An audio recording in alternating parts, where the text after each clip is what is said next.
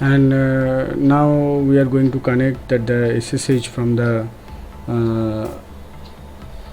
basically we know from the Linux. So I already have a virtual machine in the Windows Ubuntu, and I just logged into my PC.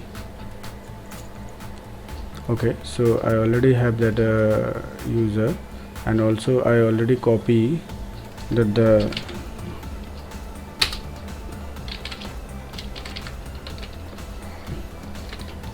yes, I already copy the file. Yeah, so I just smart 400, I just permission to them, and also I have to check that the IP address is the 65.237.210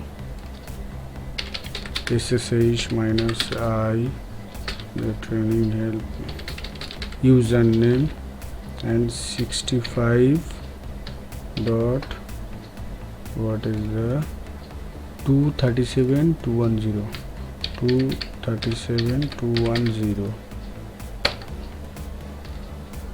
Yeah, we are connected. So you can check that how we can connect from the Ubuntu also. Thanks for watching. If you have any query, please let me know in the comment section.